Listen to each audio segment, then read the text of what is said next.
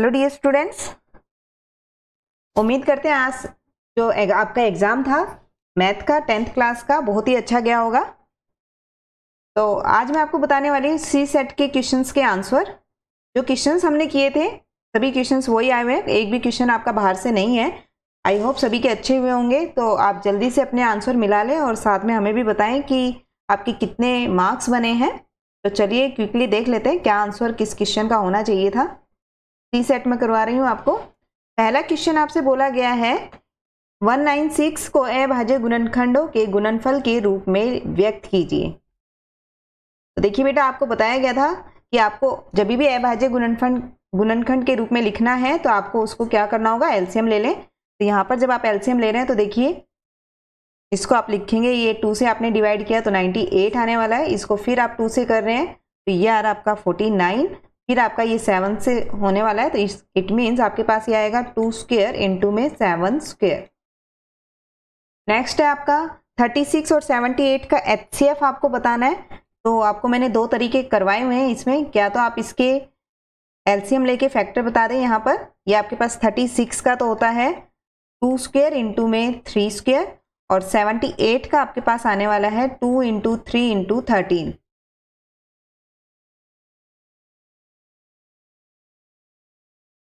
तो यहाँ से एचसीएफ अगर आप देखें 36,78 तो ये हमें मिल रहा है 6 आपका आंसर होगा।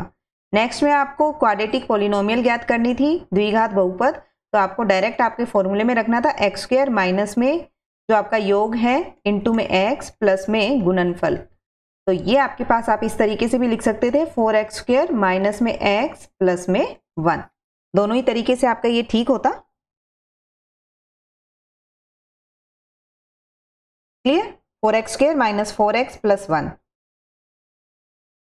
नेक्स्ट है आपका k के किस मान के लिए अद्वितीय हल है। तो यहां से आपको मैंने a1 अपॉन में a2 बराबर नहीं है आपका b1 अपॉन में b2 ये करवाया हुआ है। तो यहां से आपका आ गया k is not equal to 3। इसके बाद है आपके पास k के किस मान के लिए मूल बराबर है। तो बेटा देखिए, आपको बताया था b square minus 4ac equal to 0 होना चाहिए। तो यहां से आ गया k स्क्वायर माइनस में 4 इंटू 4 इक्वल टू 0। तो k हमारे पास आ जाता है प्लस माइनस 4। नेक्स्ट है 11वां पद बताना। तो देखिए बेटा, यहाँ पर a है 7, d है आपके पास 13 माइनस 7 दैट इज 6 और 11 पद आपको बताना यानी कि a प्लस 10d। तो सिर्फ आपको वैल्यूज रखनी थी 7 plus 10 into 6 that is 67। Next है आपके पास db की लंबाई आपको ज्ञात करनी है। तो आपको लिखना था 1/2 अपॉन में bd इक्वल टू 1.8 अपॉन में 5.4। तो इसको जब आप सोल्व करेंगे बेटा तो ये आपके पास आने वाला है, यहां से आप इसको कैंसिल आउट करेंगे, ये बनेगा आपका 1.2 इंटू में 3 तो ये आ जाता है 3.6। क्लियर? नेक्स्ट आपके पास tan a का मान ज्ञात करना था। cos a हम जानते हैं, मैंने आपको लिखवाया था आधार बटे में कर्ण और tan हमारा होता है बेटा लंब बटे में आधार। तो इसके लिए हमें यहाँ पर लंब ज्ञात करना होगा। तो आप पाइथागोरस लगाएंगे। तो यहाँ पर आपके पास कर्ण का वर्ग है 13 का स्क्वायर इक्वल टू आधार का स्क्वायर प्लस में लंब का वर्ग। तो ये आपके पास आएगा 169 माइनस में 144 का आप रूट ले लेंगे तो लंब मिल जाएगा आपको। तो ये हमारे पास आता है 25 का रूट, तो लंब हमारे पास आ गया है 5। तो यहां पर आपकी वैल्यू आ जाती है 5 अपॉन में 12। क्लियर? 10 का मान आपका आता है 5 अपॉन में 12। नेक्स्ट है 2 tan 45 डिग्री अपॉन में 1 प्लस tan स्क्वायर 45। तो 45 पे 10 की वैल्यू होती है 1। तो यहाँ पर आ गया 2 upon 1 plus 1 that is 2/2। It means answer is 1। 9th का आंसर है आपका 1। नेक्स्ट है आपका 6 सेंटीमीटर त्रिज्या वाले एक वृत्त के त्रिज्याखंड का क्षेत्रफल ज्ञात करना है जिसका कोण है 60 डिग्री। त्रिज्याखंड का क्षेत्रफल बोला गया है बेटा। तो त्रिज्याखंड के क्षेत्रफल में यहाँ आप लिखेंगे 60 अपॉन में 360 इंटू में पाई r स्क्वायर। r है आपके पास 6, कैंसिल आउट कर दीजिए जो भी कैंसिल होती है वैल्यूज। तो ये आता आपका 132/7 सेंटीमीटर स्क्वायर। नेक्स्ट है आपका दशमलव प्रसार शांत है या नहीं। तो आपको बताया गया था कि आपके पास डिनोमिनेटर में जो भी वैल्यू है, अगर 2 या 5 या 2 × 5 का मल्टीपल होती है तो आपके पास वो शांत हो जाती है। तो आप देख लीजिए क्या ये 5 और 2 के अलावा भी किसी नंबर से आ रहा है। तो आप लिखेंगे 625, फिर से आप 5 से करेंगे तो ये बनने वाला है 125, फिर से आप 5 से कर रहे हैं तो ये आपका बनेगा 25, फिर से आप 5 से करेंगे तो ये आ गया 5। इट मीन्स ये आपका आ रहा है 5 की पावर 5 की टर्म में आ रहा है। तो ये जो आपका दशमलव प्रसार है वो शांत होगा। नेक्स्ट है विविक्त कर ज्ञात कीजिए। तो बेटा डिस्क्रीमेंट निकालने का फॉर्मूला मैंने आपको बताया है b² - 4ac। तो यहाँ से आप लिखेंगे 49 माइनस में 4 इंटू में -60। तो ये आपके पास आ गया 49 प्लस में 240, तो ये आंसर आता है 289। क्लियर। नेक्स्ट है आपके पास सार्वंतर ज्ञात करना है। तो देखिए बेटा मैंने आपको बताया था सेकंड में से फर्स्ट माइनस कर देना तो आपको सार्वंतर मिलेगा। तो सेकंड टर्म जो है ये हमारी आ रही है 31/2। तो 31/2 माइनस में 13 दैट इज 31 माइनस में 26/2 दैट इज 5/2। तो आपका इसका आंसर होगा 5/2। 10 पदों का योग आपको बताना है। तो ए आपको दिया हुआ है बेटा 2 और डी दिया हुआ है 5। 10 पदों का बोला आपको तो फॉर्मूला लगा दीजिए 10/2 2a, a है 2 प्लस में 10 - 1 9 इंटू डी। तो ये हमारे पास हो गया 5 इंटू में 4 प्लस में 45, तो 5 इंटू में 49। तो यहाँ जो आपका आंसर बनता बेटा वो आता आपका 245। इसका सम जो है वो बनता 245।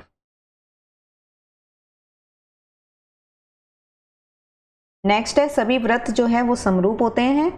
एक वृत्त की 2 समांतर स्पर्श रेखाएं हो सकती हैं। देखिए मैंने आपको बताया था समांतर स्पर्श रेखा किसी भी वृत्त की 2 हो सकती। नेक्स्ट है वृत्त और उसके स्पर्श रेखा के उभयनिष्ठ बिंदु को, वृत्त और उसका जो स्पर्श रेखा है उसका जो उभयनिष्ठ बिंदु है इसको स्पर्श बिंदु कहते हैं, टेंजेंट पॉइंट। नेक्स्ट है दूरी ज्ञात करनी है। तो दूरी का सूत्र आप लगा देंगे x2 माइनस में x1 का स्क्वायर प्लस में y2 माइनस में y1 का स्क्वायर। तो ये आपके पास होगा 36 प्लस में 64, ये आता है 100 दैट इज 10। तो दूरी जो है वो आपकी आ रही है 10। नेक्स्ट है sine square theta plus cos square theta का मान होता है 1। इसके बाद है आपके पास 20 नंबर पे आपको दिया हुआ है, आपको नहीं होने की प्रायिकता ज्ञात करनी थी। तो नहीं होने के लिए मैंने आपको लिखवाया हुआ है 1 में से आप होने की प्रायिकता को माइनस कर देंगे। तो 1 माइनस में 0.03, तो यहाँ से आपका आ जाता है 0.97। क्लियर।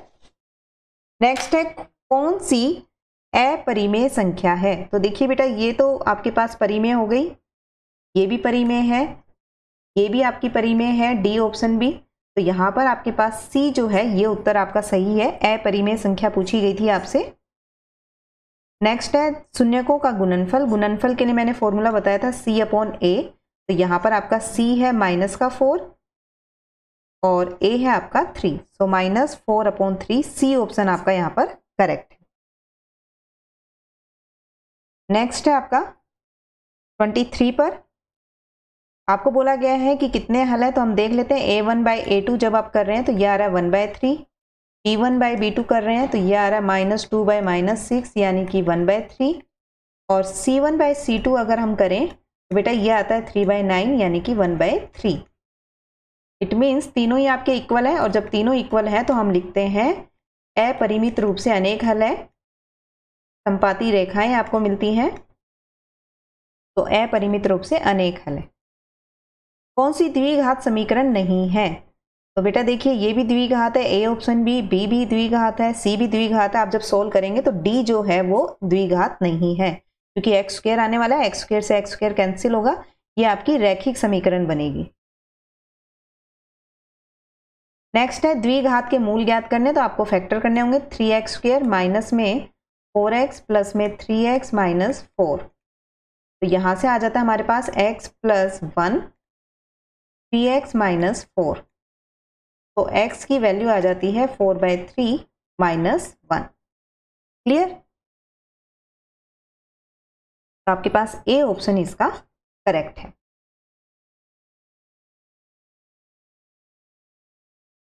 नेक्स्ट है कौन सी एपी सीरीज है, तो आप माइनस करके देखेंगे तो बेटा एपी जो है वो आ रही है आपकी डी ऑप्शन, सब में ए का डिफरेंस है।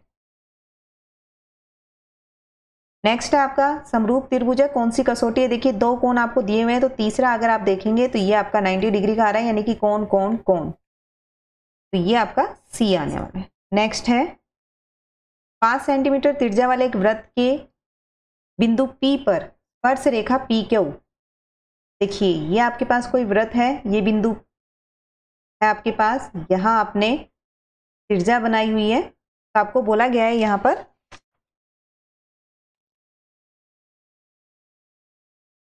कि आपको P पर स्पर्श रेखा PQ O केंद्र से जाने वाली एक रेखा, तो यहां पर ये आपके पास दिया हुआ है, आपके पास दिया हुआ है त्रिज्या है 5 सेंटीमीटर, OQ आपको दी है 12 सेंटीमीटर। तो यहाँ से आपको PQ ज्ञात करनी है, तो PQ ज्ञात करने के लिए आप पाइथागोरस लगाएंगे। पाइथागोरस जब आपने यूज़ किया तो ये आएगी 144 माइनस में 25 का रूट, तो ये बनेगा बेटा आपका 119 सेंटीमीटर। ये ऑप्शन आपका इसमें करेक्ट होगा। क्लियर? नेक्स्ट है आपका पी और PB दो स्पर्श रेखाएं आपकी, आपको ये दिया हुआ है 80 डिग्री के कोण पर झुकी हुई है, तो देखिए बेटा सामने सामने का कोण 180 होता है, यहाँ पर ये पूरा कोण बन रहा है 100 का, तो ये आपको दिखाना था कि POA, तो अगर पूरा कोण 100 का है तो आपका हाफ कोण जो है वो कितने का होगा, 50 का होगा, क्योंकि दोनों कोण इक्वल होते हैं, समद्वि भाजन होता है। यहाँ पर मध्य बिंदु की बात की गई है, तो मध्य बिंदु में x1 + x2/2 y1 + y2/2, तो देखिए बेटा यहाँ से आ गया 2/2 1 2/2 1, यानी कि ए ऑप्शन आपका करेक्ट है। नेक्स्ट है x अक्ष पर बिंदु के निर्देशांक बताने हैं, तो देखिए x अक्ष पर y क्या होता है हमारा 0, तो y देखिए किस में 0 दिया हुआ है, केवल एक में दिया हुआ है y 0, यानी कि ए ऑप्शन हमारा करेक्ट है। मूल बिंदु के निर्देशांक होते हैं 0 0, ओरिजिन भी बोलते हैं, जहां x और y दोनों लाइनें आपकी इंटरसेक्ट करती है, तो ये पॉइंट होता है 0 0। शंकु का आयतन पूछा गया था 1/3, देखिए सब में पाई दिया हुआ है, तो पाई की वैल्यू नहीं रखनी है आपको, 1/3 पाई r² h,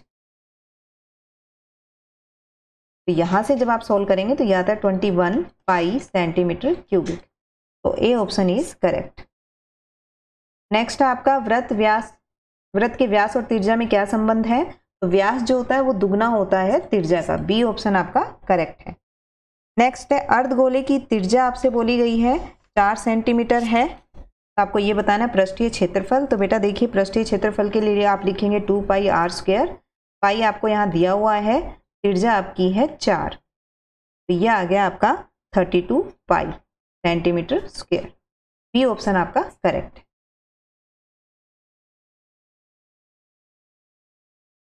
ध्यान रखिएगा अर्धगोले की बोली गई है यहाँ पर, आपको अर्धगोले का फॉर्मूला यूज करना है। नेक्स्ट है परिधि और व्यास का अनुपात बताना है, तो बेटा देखिए परिधि होती है 2 पाई r और व्यास होता है 2r, तो यहाँ से आप रेशो देखेंगे तो π/1 मिलने वाला है, यानी कि सी ऑप्शन हमारा करेक्ट है। नेक्स्ट है आंकड़ों का माध्य ज्ञात कीजिए, तो आपको इन सबको जोड़ना है, तो देखिए कितना आता है 10 10 और 10, यानी कि आपके पास 30 बटे में टोटल संख्याएं हैं 5, तो 6 आपके पास इसका माध्य आ रहा है। नेक्स्ट है बहुलक ज्ञात करना है, कौन सी संख्या सबसे अधिक बार आई हुई है, तो देखिए 2 जो है आपका 2 टाइम आया हुआ है, 3 भी 2 टाइम है, 4 जो है आपका 3 टाइम आया हुआ है, तो बहुलक जो है तो सबसे अधिक बार आया अंक है वो है 4, सी ऑप्शन करेक्ट। नेक्स्ट है कौन सी घटना की प्रायिकता नहीं हो सकती, तो देखिए माइनस वाली कभी नहीं हो सकती, मैंने आपको बताया था 0 से 1 के बीच में रहती है प्रायिकता, नहीं के बारे में पूछी गई है आपसे। नेक्स्ट है किसी घटना की प्रायिकता 0 से बड़ी या उसके बराबर तथा 1 से छोटी या उसके बराबर होती है, तो पहले में 0 आना था, दूसरे में 1 आना था आपके पास, तो बी ऑप्शन आपका यहाँ पर करेक्ट है। तो बेटा ये थे आपके 40 क्वेश्चन जो आपसे आज के बोर्ड के एग्जाम में पूछे गए थे। आई होप आप सभी ने अच्छे से किए होंगे।